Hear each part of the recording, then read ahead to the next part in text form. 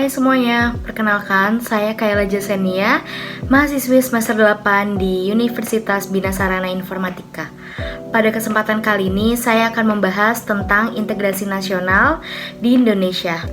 Melalui video ini, saya akan menjelaskan pentingnya integrasi nasional serta contoh penerapannya dalam kehidupan sehari-hari. Indonesia merupakan negara yang memiliki keragaman suku, budaya, agama, dan bahasa yang sangat kaya. Perbedaan tersebut dapat menjadikan kekuatan bangsa apabila masyarakat mampu menjaga persatuan, toleransi, dan sikap saling menghargai. Integrasi nasional di Indonesia adalah proses yang berupaya menciptakan persatuan dan kesatuan di antara beragam suku, budaya, agama, dan bahasa yang ada di Indonesia sejak kemerdekaan pada tahun 1945.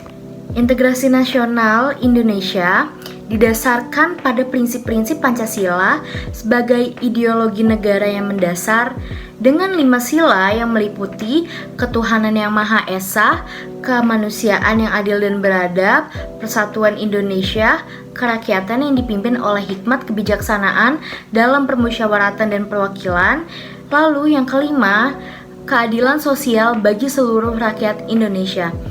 Pancasila menjadi pijakan untuk mencapai integrasi nasional yang kokoh. Integrasi nasional Indonesia bukanlah proses yang mudah, tapi merupakan tujuan yang penting untuk memperkuat persatuan dan kesatuan bangsa. Dengan menghargai dan merayakan keragaman budaya dan kekayaan di Indonesia, serta mengedepankan prinsip-prinsip Pancasila, diharapkan integrasi nasional dapat terus diperkuat untuk mencapai Indonesia yang lebih kuat dan berkelanjutan. Ada beberapa faktor utama yang dapat mempengaruhi integrasi nasional di negara ini, seperti keragaman etnis, budaya, dan agama. Di Indonesia merupakan kekayaan bangsa yang harus dijaga dan dihargai. Namun, perbedaan tersebut juga dapat menjadi tantangan bagi integrasi nasional apabila tidak disertai sikap saling menghormati dan toleransi. Oleh karena itu, diperlukan upaya untuk memperkuat persatuan melalui dialog, kerjasama, dan rasa saling memahami agar tercipta kehidupan masyarakat yang harmonis dan integrasi nasional yang kuat. Beberapa contoh nyata di masyarakat tentang keragaman etnis, budaya, dan agama di Indonesia. Yang pertama, gotong royong antar warga berbeda agama. Kedua, perayaan hari besar keagamaan secara bersama. Ketiga, keberagaman suku dalam lingkungan sekolah atau tempat kerja. Keempat, festival budaya. Kelima, penggunaan bahasa Indonesia sebagai bahasa persatuan. Yang keenam, rumah ibadah berdampingan. Kesimpulannya, keragaman etnis, budaya, dan agama di Indonesia terlihat dalam kehidupan sehari-hari melalui sikap toleransi, kerjasama, dan saling menghargai antar masyarakat. Contoh kejadian nyata yang akhir-akhir ini kontroversial di sosial media. Ada satu film dokumenter yang diupload di YouTube berjudul Pesta Babi. Film dokumenter Pesta Babi yang memiliki judul lengkap Pesta Babi, Kolonialisme di Zaman Kita merupakan karya sutradara dan jurnalis investigasi Dandi Laksono. Film ini ramai menjadi perbincangan publik karena menyoroti realitas sosial, ekonomi, dan lingkungan yang terjadi di wilayah Papua Selatan. Judul film ini mengambil filosofi dari tradisi Pesta Babi dalam kebudayaan masyarakat adat Papua. Babi merupakan simbol status sosial, alat pembayaran adat, dan perekat hubungan kekerabatan.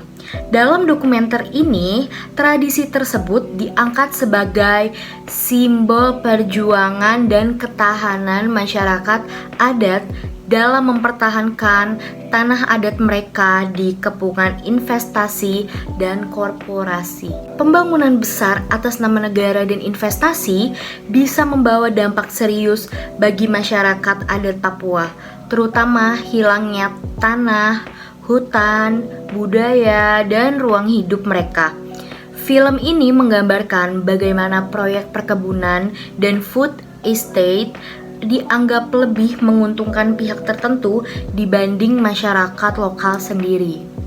Pembukaan lahan skala masif untuk proyek strategis nasional atau yang disebut PSN dan industri perkebunan besar di Papua Selatan telah memicu deforestasi atau penggundulan hutan yang parah.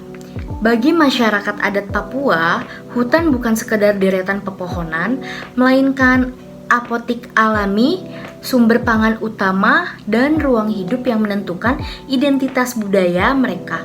Ketika hutan hilang, ketahanan pangan dan ruang hidup mereka langsung terancam. Dokumenter ini juga ingin menunjukkan bahwa masyarakat adat Papua bukan hanya korban pembangunan, tetapi juga sedang berjuang mempertahankan identitas, tradisi, dan hak atas tanah leluhur mereka.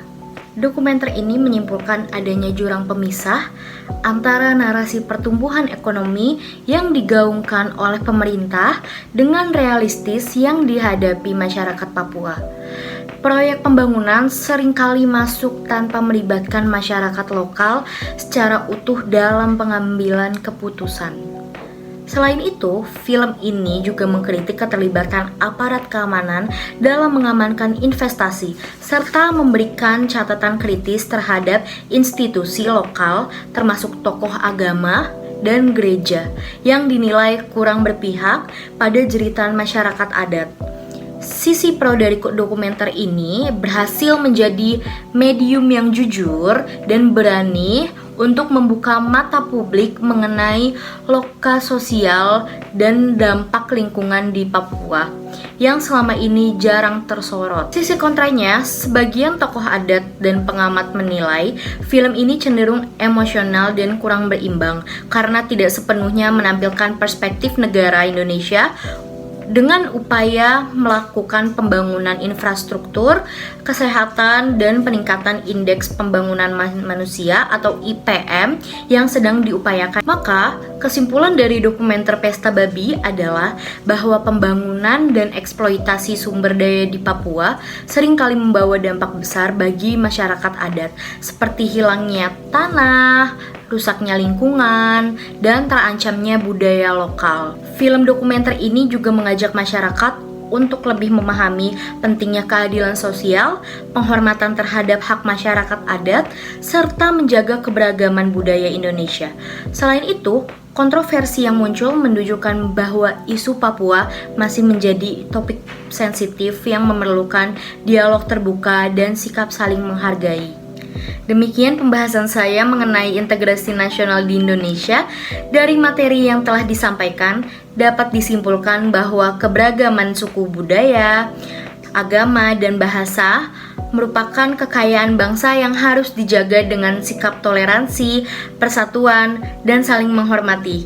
Dengan adanya integrasi nasional, masyarakat Indonesia dapat hidup rukun dan menjaga keutuhan negara. Semoga video ini dapat menambah wawasan dan membuat kita semakin sadar akan pentingnya menjaga persatuan dalam keberagaman. Terima kasih. Thanks for watching.